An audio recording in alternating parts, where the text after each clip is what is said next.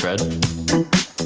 Well, it's not actually good music, but we're going to do it. We're going to use the same music we've been using. Hello and welcome to Weekly Open. I'm Brian, got Cred on the line. Don is sick with swimmer's ear. We'll miss him, but he's not here today. Cred is. Cred, how you doing? Doing well. You'd think ducks, of all animals, would have developed some sort of immunity to swimmer's ear and all the things that Don has fallen ill to, but alas, he hasn't. Yeah. And you see, I think this speaks to how fragile the market is, because Don goes away for just a week and doesn't bull post, and everything starts to look red. So yeah, that's not nice.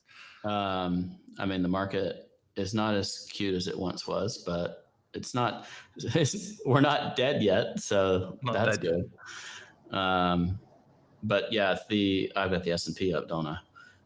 Yes. The S&P looks better than crypto. That's never a good sign. But a lot of stuff going on. Actually, the S&P still looks perfectly fine. So it tends to make me feel like it should just be noise still, but I could be trying to presume too much. Do you want to talk about the market for a second while I do this tweet? Sure. Let me screen share real quick. Okay. There we go. Does that work? Yes, it popped up. Well, it's nice that something's working. In any case, I'm going to bore everyone once again with a time frame that's very slow but very useful, and that's the monthly, because it has been rather good. And the story at the moment seems to be a pullback from monthly resistance, the monthly range high at 23.3. And that's where the market turned around. And also, it was one of those fairly technical turnarounds in that we moved above previous month's high. This month, nothing there. That just ended up being a spike, and now we're trading below the monthly open. You can get a similar view on the weekly time frame. It's monthly resistance, or if you prefer otherwise, it's just a weekly range high or the top of the weekly range. No matter how you slice it, it ran into resistance kind of parabolically or vertically, and that's kind of where the pullbacks have originated from.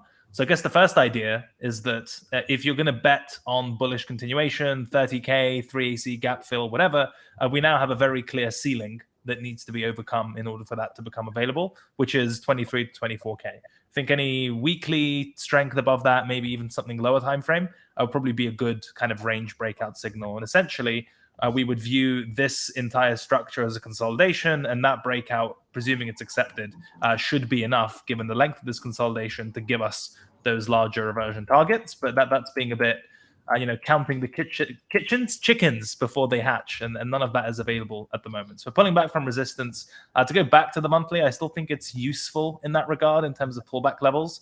It does get a bit noisier on the weekly and the daily, but I will say that if the monthly is going to continue to be useful as it has been, there is a nice confluent level anywhere in the sort of 20K region.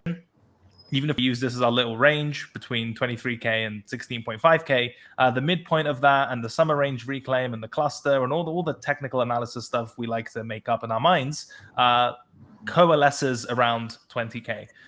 So this is going to be a kind of 50 IQ monthly time frame type of thing. It's going to go from monthly resistance to monthly support, and hopefully bounce from there back into resistance or beyond. That's sort of what makes sense on the monthly.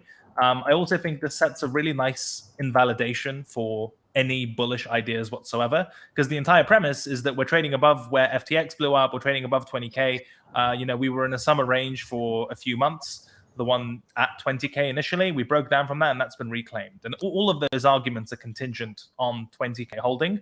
And if it doesn't, then we're fucked, frankly. Yeah, because you got to get your narrative terminology right. First of all, if you're going to be bullish while the market is going down, you just got to call that backfilling. We're not going down. We're backfilling. We're back. Yeah. Fixing some gaps and cracks in the volume profile, some bullish retests. Yeah, bullish selling. What's the top of that little consolidation range there? The top of that is sort of 20.4K. Okay. Yeah, so 20.4 to 20 to all the way down, arguably, if you're looking for wicks at 19.4.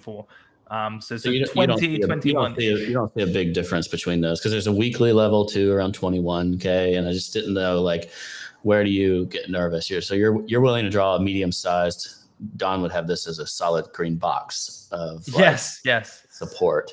I think if you wanted to get surgical with it, I would place more emphasis on this monthly midpoint at 19.9, 20K. That could make sense, and sort of use that as the monthly range. But also quite like just this pre-breakdown highest close on the weekly at 20.9K, essentially. So no matter how you slice it, all of it converges at 20K holding in one form or another, because that's what the entire argument is based on, right?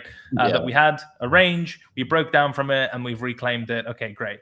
And now we're pulling back from resistance, which is acceptable as long as it doesn't go as far as nullifying the original idea of reclaiming the summer range. Because as you know, what a kind of core tenet of my trading system, at least when it comes to ranges, is that they don't typically fake out twice, right? So if you have support and you faked it out once and then reclaimed it and did whatever, if you come back and start breaking below it again, it's far less likely that it's another one of these that's going to trap and reverse. It's much more likely that, hey, this is real continuation now, because you've already had a trap at the level, and just a second trap of the same magnitude just doesn't tend to be particularly common. So I think transcribing that to the weekly time frame, if this means that we fall back below the summer range, this would look rather appalling. And if you look at sort of what's below us, the answer is nothing really. Like there's nothing here in this sort of 15 to 16K consolidation that I would want to rebuy personally. It would just look garbage. Testing that and calling it a range trade would give me physical pain. It's like also like a 20% dump from the mid portion, from 20K to 16K is pretty disgusting. I mean, that'll be, that would, no, let's just not go there, because then everything goes out the window. It's a very bad trade or investment if you're like, oh, well, I got 25% of wiggle room here before I get stopped out. I wonder what your fill prices look like if you're eating stops down there anyway. It's probably not particularly pretty. So I guess this week is essentially the hunt for a higher low in one form or another, because if that hunt fails in the hunt, then the entire endeavor is over. Then it's a question of where are those reasonable areas.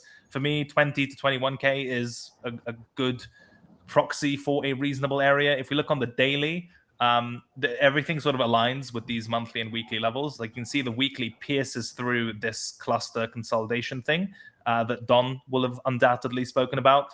And sort of it's one of those all roads lead to Rome situations in terms of what has to hold.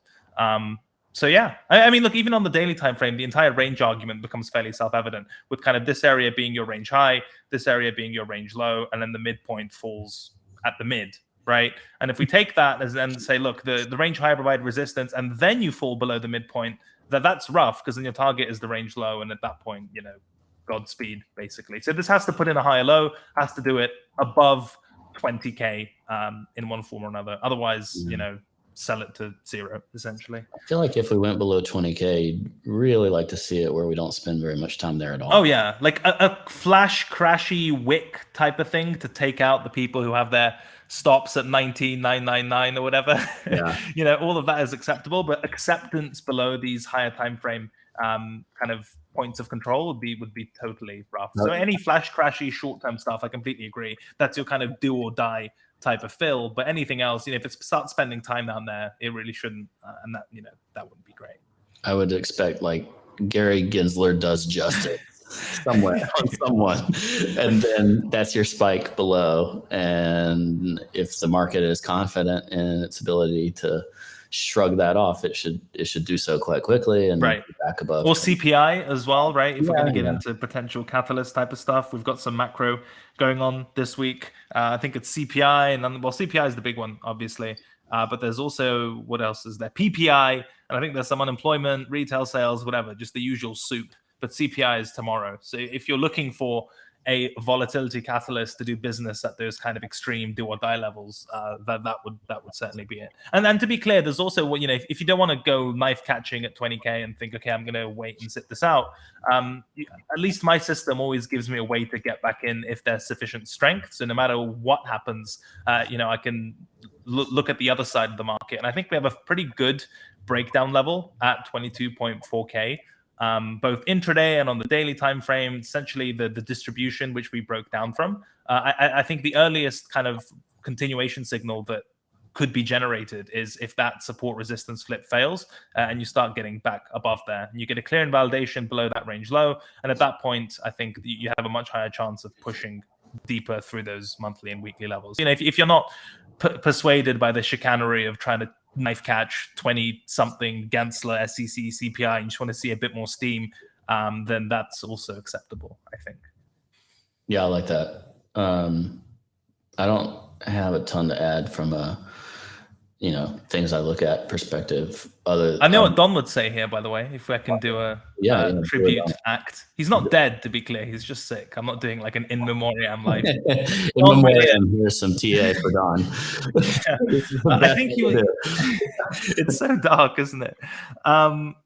He talked about this weekly level on one of his streams as a kind of shallow pullback weekly support. And we closed more or less at the level.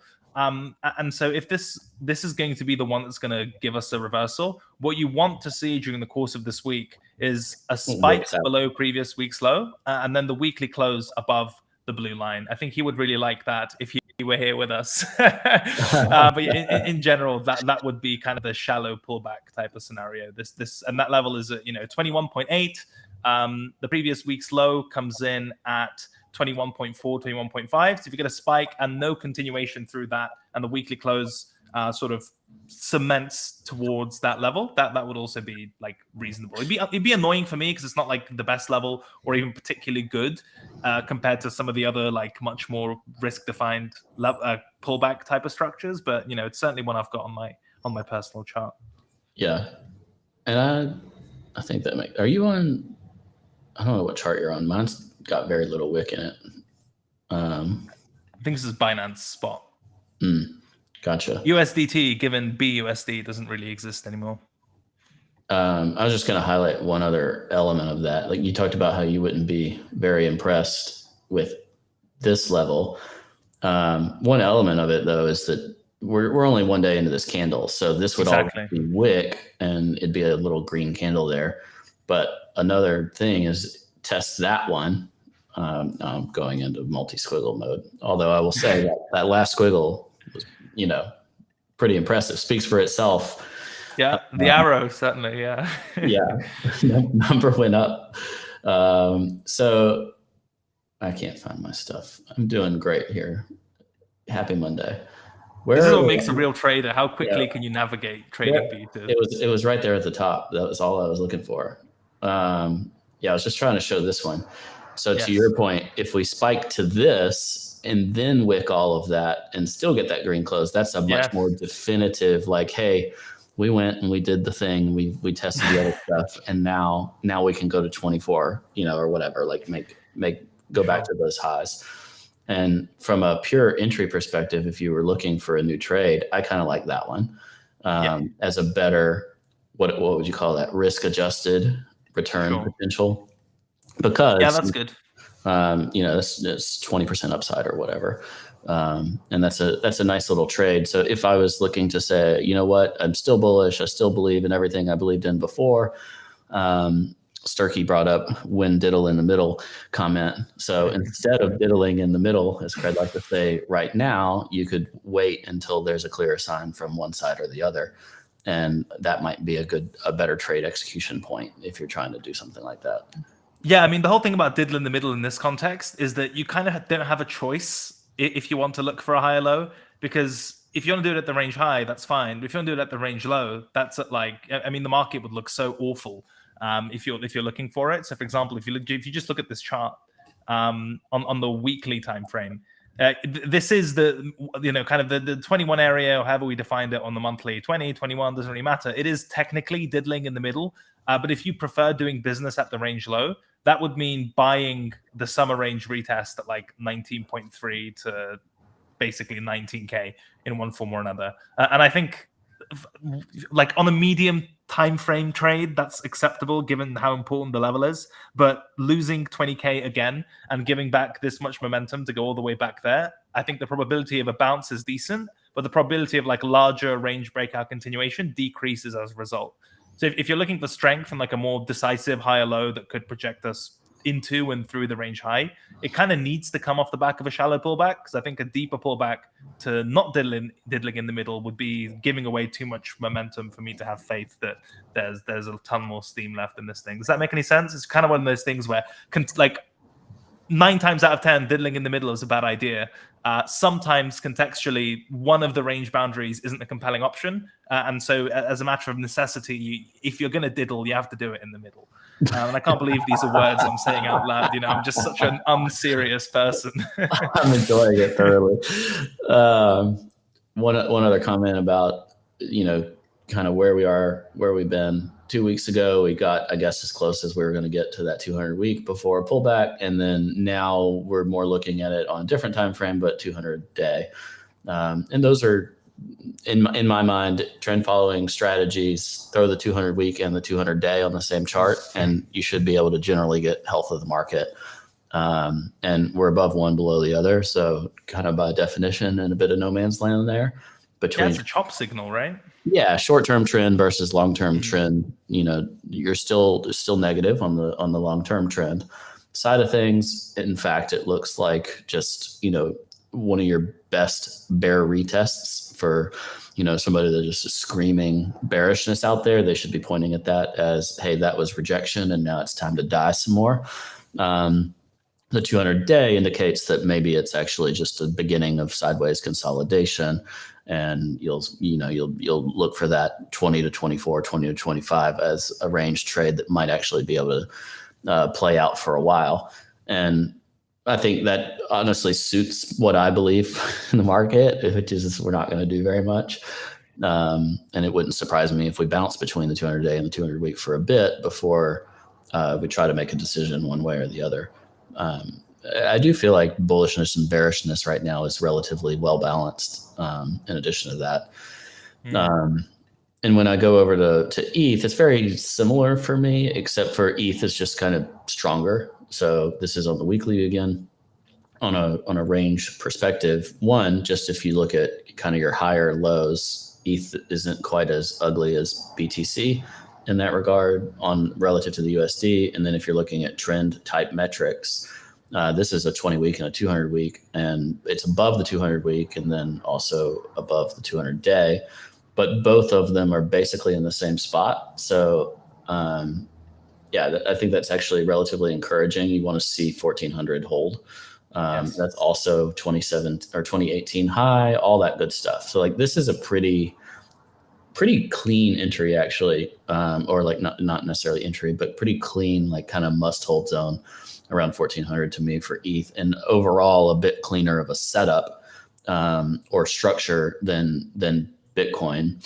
And that makes me think that even though ETH BTC continues to be just punishing in that 0.06 something to 0.07 realm, I feel a little bit better about the kind of do or die nature of ETH there, because if it breaks down from 1400, this is also going to, I would imagine, break down the BTC pair, and ETH just nukes harder than Bitcoin. But even though every week this does this, where it kind of opens up and works its way down and it gets a little scary. Again, if this ends up as a wick, this will look like just really, really strong consolidation, but I personally, once again, like the setup on Ethereum a little bit better than what I see here on BTC, where it looks like it wants to do a bunch of nothing to me. Do you feel? Yeah, I feel like I'm gaslighting myself every time I try to make an argument for ETH BTC being somewhere meaningful or doing something meaningful, because it feels like it's been years. It's like, oh, there's this big range expansion soon, and then it spends another 6 months doing nothing. Although you could present an argument that the nothing in the context of the bear market we've gone through is quite impressive in its own right, because it's certainly a departure from the extreme beta relation, and that's not a synonym for subservience. I'm using market terms here. Like compared to what used to happen, where Bitcoin would go down just a bit and this thing would just turbo rug, BTC's kind of kept kept fairly cool throughout, which is interesting. On the USD, I agree 1400 is a big area. I actually hate this. I don't hate it. I don't have such personal animosity towards it, but I'm not a fan of the most recent weekly close. Because if you look at it from the more recent market structure level, it both just kind of spent all its time spiking the highs and not going anywhere. And then on a closing basis, it pretty much just, it looked like a attempted support resistance flip in the making, which manifestly failed last week. So the weekly needs some fixing. I will make 2 points about it. The first is that I personally love trading the failure of those failed breakout setups. It's the thing I talked about on BTC, right? Once you have one trap, the likelihood of getting another one once you have the requisite closes is pretty low. So I think a weekly strength back above sort of 1600, I think it's far less likely to be another one of these and more likely to be the real continuation signal. So that's interesting to me. As far as support for ETH goes, given this level didn't cut it, I think similar to you, 1400 is the first port of call for me. It does look messy, it does look choppy, but I think if you, as you did, if you look back far enough for that to be the prior all-time high, there is still enough stuff going on there to make it interesting. And if you really wanted to get into dire straits discussion, then it's the 1300 breakout.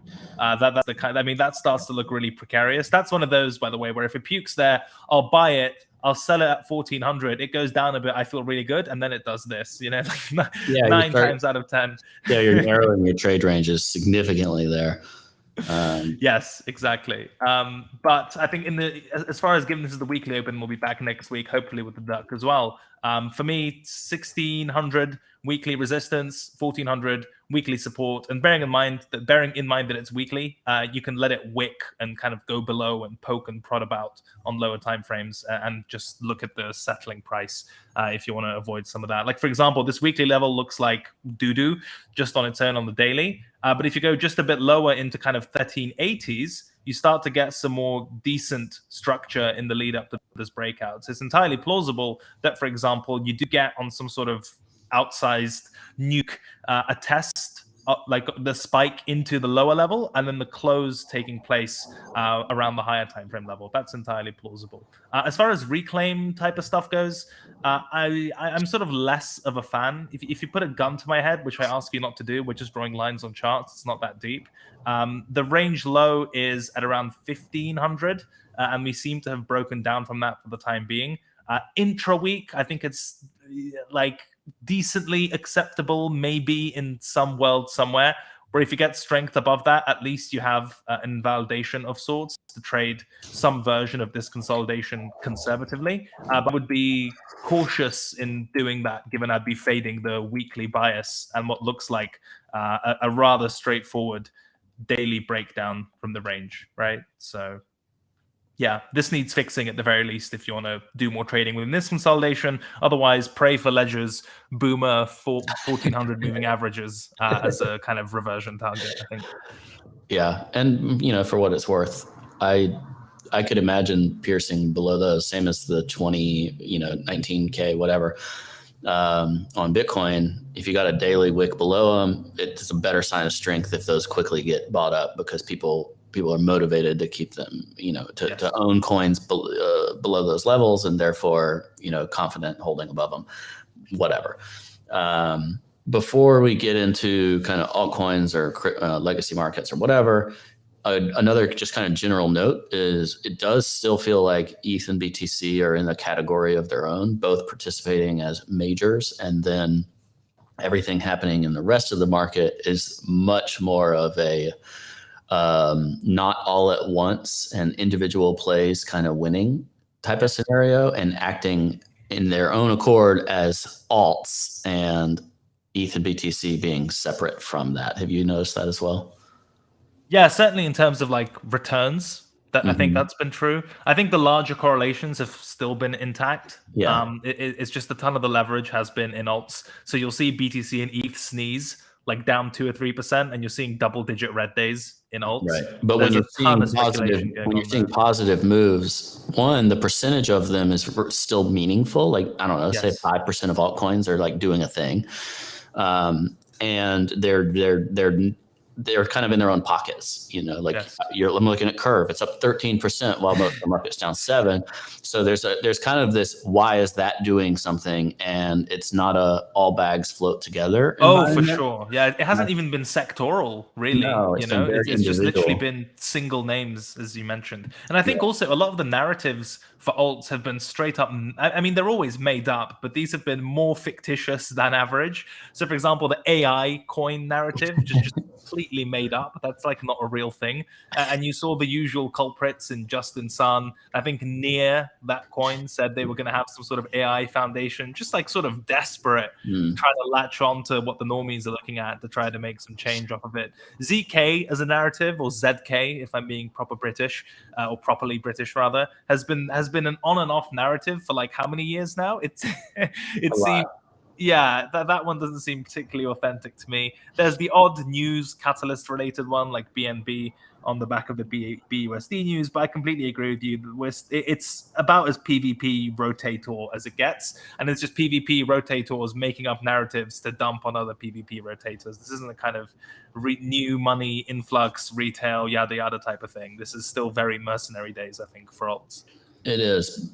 For some people, there's a lot of upside there. It's just not for most. But it does give opportunity for people that are very like, I don't know, news or narrative, not even narrative, because you said, it's not really sectoral, but news or just kind of deep in the weeds, knowing like what will make one thing happen on one coin, whatever. Yeah.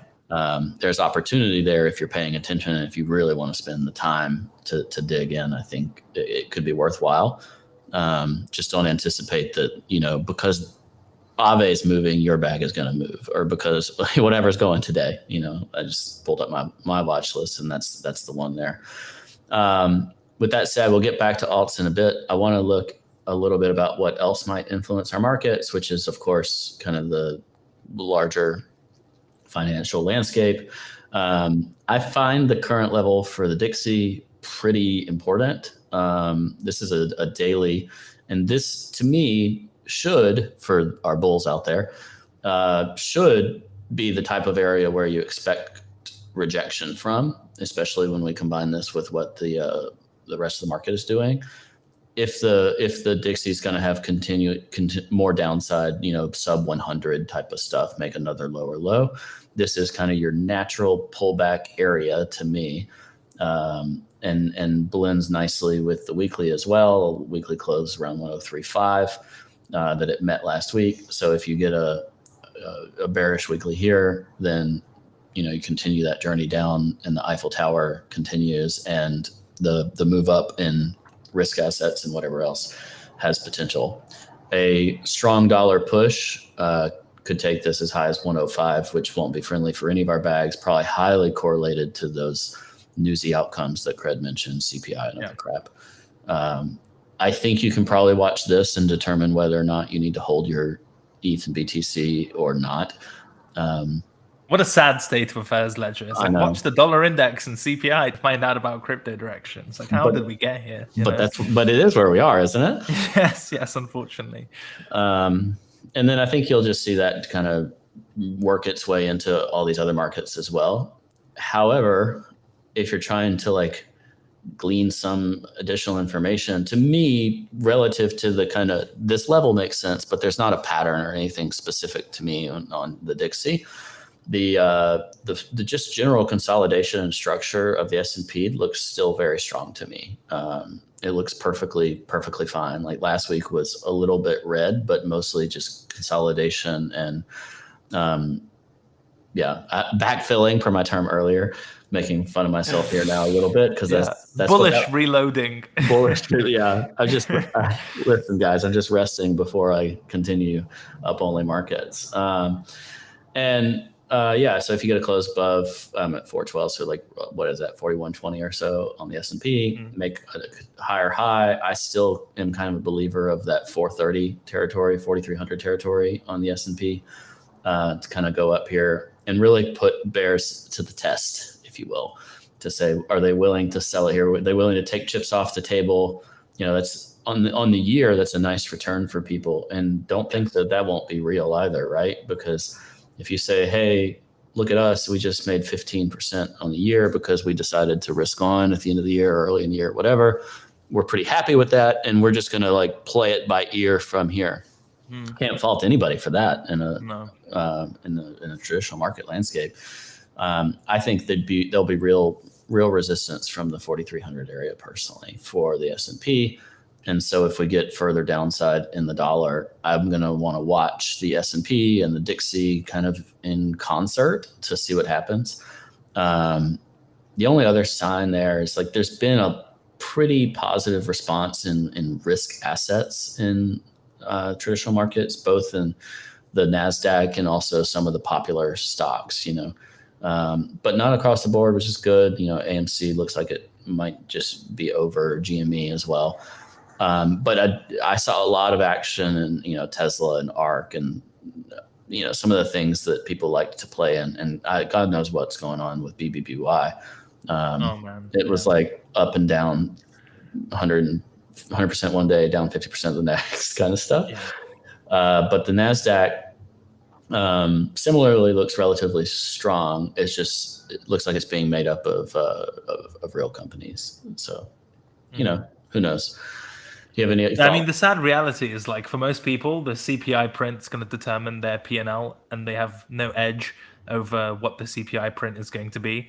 And even after it comes out, it can usually be quite hard to react. Well, soon yeah, I was after, gonna say, like, it's sort of just which direction is bullish? I mean, I guess you want inflation down, but not. You don't want the economy to be wrecked as the reason inflation is down. Like it's kind of this catch-22 situation. Well, the thing is, I think you want it down. You want it down a little bit, right? Or at least hold its downtrend, because non-farm payrolls went ballistic, right? That beat expectations by like multiples. Yeah. And so if you wanted to make the sort of bearish, hawkish inflation argument, it's essentially that a lot of it is this is labor market driven. And labor market just seems completely just super strong and immune to rate hikes for now, and therefore that will be reflected in elevated CPI as well. Whereas if you're going for like a Goldilocks soft landing type of stuff, what you want to see is CPI come down or beat expectations at the downside, because then you can start to craft an argument that look, the labor market's strong, but inflation is still coming down, and that's about as anti-recessionary or as good as you can expect, right?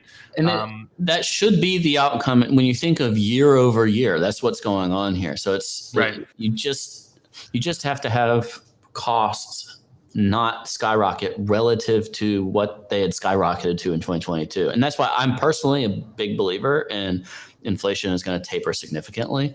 I don't know if we will react well to that. I don't know if it'll actually have the impact we want on markets or whatever else. And I don't think it necessarily should result in, hey, let's go fully risk on. Yes. Because inflation or costs could still be quite high. I just think it's supportive of kind of the stagflation argument.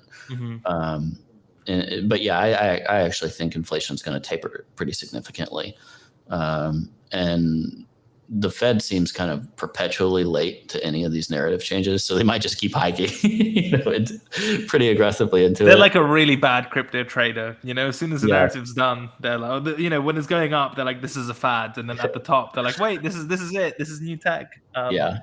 I'm not intelligent enough to be able to make any type of, I'm the candlestick make boink guy and level make bonk person. That's about the extent of my intellectual prowess. So when it comes to what do I think the CPI is going to do, how's the market going to react, I'd rather be reactive to that and not have any stops busted through with the short-term volatility, and then look at what the higher timeframes are suggesting. But as far as legacy stuff goes, in terms of the candlestick make boing type of stuff, I think in terms of technicals, one of the drivers for the dollar has just been this monthly and just weekly range low spike that the market reacted very well to. And if you look at the other side of that, the range high at 104s, 104.5, we're sort of near diddle in the middle territory. My inclination is that given we spiked the range low, it wouldn't be unusual for the market to test the other side, and you can carve out a midpoint there somewhere. But again, very much CPI contingent, I think. And I also think given the failed break at 101 and trading into the 100 handle, anything back below there would just look pretty appalling. And it would also be breaking a lot of these important kind of breakout levels. And so that would be, probably start to backfill a lot of these structures. It's a pretty, this is a good, this is a good reaction to support, right? Like someone got really aggressive here. I say someone like it's an actively traded market, but in any case, it turned around where it should have, and I wouldn't be terribly surprised to see a range high test. As far as indices go, Don also made this argument that for the first time in a while, they are tricky-ish. And the reason for that is, as I mentioned, that there's a dollar bounce going on from an important technical level, and the S&P is like at I'd say a sort of relatively important level, which is this monthly range high at 4100s. And this has been a point from the higher time frames where this thing has struggled repeatedly, right? It was the top of the first bounce after the summer of nukage, and since then we've had no closes above it, right? It got stuffed in August, it got stuffed on a retest in September, it was the top at the end of the year, and now we're back there again. This could just end up being churn at the level before it eventually expands and hits that 4300 level, which isn't pulled out of nowhere. I think it's also a very relevant kind of monthly level coming in there. But I do think we have an obstacle in front of us before that in the form of 4100. Even if you look on the weekly, it's quite a good level, closer towards 4200, which is the former range high. We had one trap above it, and now it's been continually causing issues for this market. So you've got a nice little confluence zone of 4130 up to 4170, 80-ish. And I think if you get good CPI and in general risk on, there's a decent bit of space between 41s and trading into and above the 43s. And that leg, even though it doesn't look like much, would probably be fairly facilitative as far as crypto goes. So that would be cool. And NASDAQ, very similar, actually. Less so on the monthly, more on the weekly. Kind of this range high where the market has had issues before at 12.6-ish. I think the same price action logic can be sort of transferred here. Like, given we've already had one fake out at the level, if you start getting weekly close above 12.7, 12.6, that would be a more compelling continuation signal to trade towards the high at the very least, if not looking for some sort of lower high backfill. But yeah, that all remains to be seen. For now, it's like legacy indices at resistance-ish. Dollar kind of bounced from support, and I think crypto's got a bit of fixing to do from these impulses. But I do think for most people, just kind of trading either after CPI or maybe like a day or two after, because a lot of the time the price action for the day ends up more or less in the same place. After the news, you just get a short-term kind of volatility bust out, and then it kind of settles close to the opening price before the event. So kind of as long as you don't get liquidated on that, I think you might have a decent view going into the rest. I don't know where apes are getting blown out anymore. I mean, we did the BitMEX and the FTX. Like, I guess it's Bybit and Binance now, where people are over leveraging the short time frames. But yes, especially on altcoins, right? That's been most evident with like double-digit down days on like 2-3% on BTC, all the way through this kind of range high was definitely crazy to see. So apes will find a home, Ledger, I think, is the lesson there. Yeah, I'm a really big believer in nothing big happening in most of these markets. So I'm kind of all in on this squiggle, even if it's a little higher than this, whatever, just basically the idea that new all-time highs in any market is going to take some time. And I think my justification for that 4,300 level is because much higher than that, maybe you go retest 4,500, but the drums banging for new all-time highs will be very loud at 4,500 and maybe hard to stop at that point. So therefore, it seems like a more natural resistance lower in terms of where to consolidate from. Because I just don't think the market's really there. There's a lot of uncertainty. There's a lot of the interest rate thing is a huge impact on real economies because the demand of what you must earn as a real company or in an alternative investment to buying like basically risk-free treasuries becomes higher. You have to earn 7-8%. And not many people earn 7-8%. So why would you want to own them? And that's kind of the basis of my argument, and the same reason why I feel like getting too high above 30K BTC, 2,500 ETH is the closer you get to those prior all-time highs, the louder those drums bang. And I just don't think that there's an appetite for like the loud banging drums quite yet. I feel like we need to continue reining in expectations for a year or so before we should get that drum beat going. Well, you're not allowed to do that, Ledger, because it's not entertaining. So you need to come on this show and talk about either new highs or new lows every week, regardless of what the market does. 10 altcoins that are going to all-time high soon. Tomorrow, yeah. But I agree. I don't think. I mean, look, I always have these outlier scenarios in my mind, which I sort of go back and forth on, or at least I'm aware. Like, for example, if CPI comes in turbo hot and we all get fucked and there is a hard landing and we're just floating at the moment, or, the inverse of that Goldilocks, Jerome Powell is the greatest of all time redemption arc type of Yeah. thing. But those to me are still the outlier scenarios as far as what's available. Yeah, and I honestly find the turbo bear a more likely outcome than new all-time highs personally. Right. So it's just I wouldn't bet too strongly on that. This is all I mean. All right, do you want to talk about any alt level things? Is there anything of interest out there, or is it just a general? Somewhat. I mean, some of them look. Yeah, I mean, some of them are at interesting levels. Like the Phantom weekly is just purely in terms of structure, is at least somewhere interesting / relevant. Kind of retesting the former range high at around 40 cents. That's not a terrible looking chart purely in terms of structure. Now, again, it's misleading because it's probably going to be entirely a product of the impact that CPI has on the S&P and then has on Bitcoin, that has on altcoins. So, like, are you really trading Phantom, or what are you trading in reality? But if you're looking at altcoin charts, there are quite a few that look like this, essentially, where you had high time frame breakouts of clear ranges, and the market is now revisiting those. I think DYDX is not dissimilar. Around there really are a lot of those charts. Exactly. Yeah, if it's not doing that, then that's a sign that altcoin may not be your favorite. It's not going to make it. Yeah. DYDX similar, around the $2.50 ish handle. You want to see one of those ledger weekly closes where it closes at the level and then you get some sort of spiky boy, doesn't spend much time there and then closes green. That would be cool. I mean, Curve is the weird kind of Binance news related one, but I didn't find that as compelling. Hook. So, and we're getting into real deep Binance shitcoins now. Also, me neither. I just saw it continually shilled on Twitter. Very similar type of thing.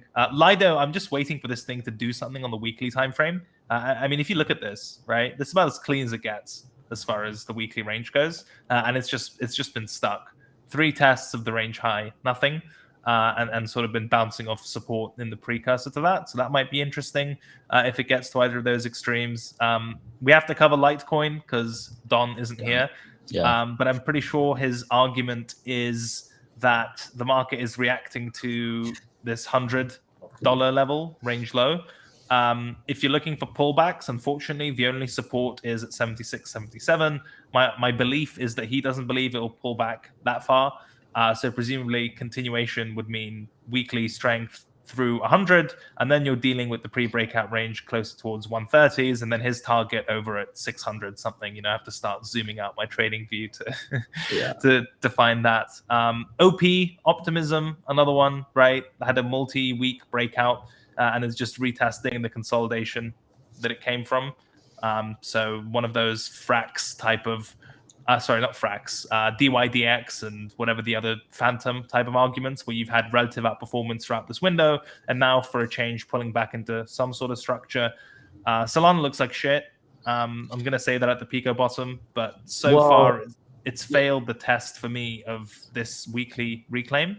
That just looks like a deeper push into resistance as opposed to anything else. I guess on the daily, you could start coping by saying it's going to fail to break down from this low and then find support. That's okay for a medium-term argument, but it's not as strong as some of the other stuff. And this is where they start to look a little different. Like Solana had a big recovery off $8, but now it's like, I don't know why you own that instead of other stuff. Another one that the type of chart to watch out for that's not performing the way that Craig just identified would be Uniswap as an example, but all those other ones are retesting this level from a time perspective.